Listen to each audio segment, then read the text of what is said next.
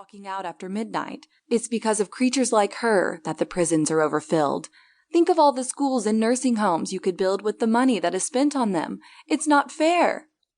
"She's nothing but a young girl," someone yelled. Others agreed loudly. "You think she's just a young girl," the woman said. "This one?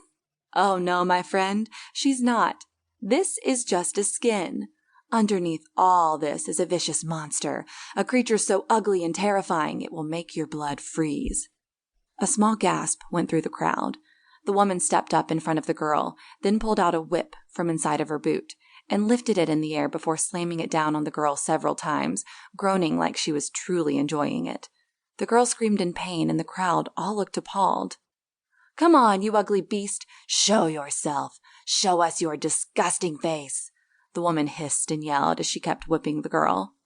The girl soon huffed and puffed in anger, and Tinfoil Tim watched, hardly breathing, as he saw first her nostrils grow unnaturally big, then small puffs of smoke emerging from them.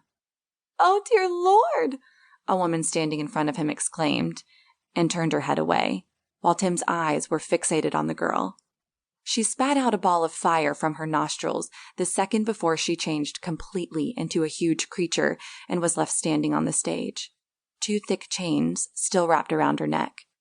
The 2 spider-like men had trouble holding her down as she roared and turned completely into a dragon. The crowd gasped fearfully and pulled back. Tim couldn't stop staring at the magnificent creature up on the stage, fighting to let loose. It was spewing out fire in big balls, which the spider-like men were busy putting out all over the place. Panic erupted in the crowd as one of the balls of fire came a little too close, and soon they started to stampede. Tim was pushed down to the ground, but still stared at the dragon as they fought to keep it down, whipping it, beating it with sticks that gave it electrical shocks. The dragon roared and groaned, but then the woman opened her mouth and spewed out a web that enveloped the dragon completely, and it could no longer move. Tim breathed in ragged puffs as the dragon fell to the ground, and the man kept beating at it, even though there was no danger anymore. It reminded him of the torturing of an elephant he had once witnessed. This mighty creature, unable to defend itself, beaten, broken on the ground.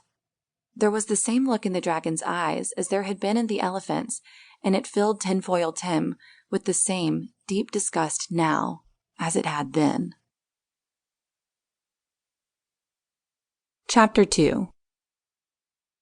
"My dad is missing, Amy is gone, taken by the Spider-Men, according to Kip. Jazmine is in a coma and will have her life support turned off next week, and my cousins are all gone too. My mom, Grandma, and Veronica are in hiding after the raid. I don't know what to do. I feel so alone." Jayden's mom reached out her hand and grabbed mine and hers. She was the one who had stopped by my house to check in on me on her way back from her run. Since the vampires were massacred, I had been alone in the house. On the news, they had covered the entire thing up, telling people that what they had heard that night was just a flock of bats running amok, and the police had to kill them because they had rabies.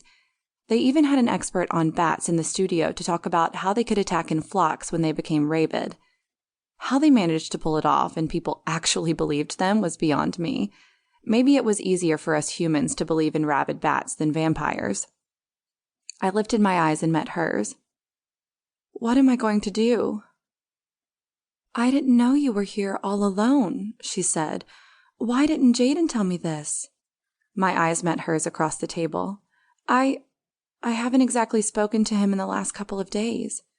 "Really?" she said. "He talks a lot about you. I thought you two were hanging out again." "We were," I said. "But then, well, we don't really know what happened with Ruel and whether she really was responsible for what happened to Jazmine and Jayden, not to mention Alyssa Heckler.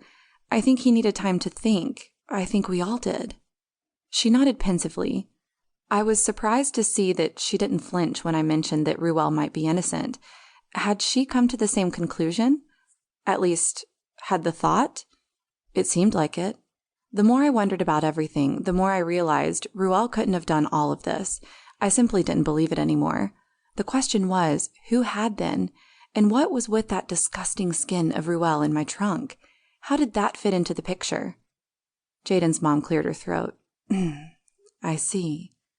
I forced a smile, feeling how tired I was.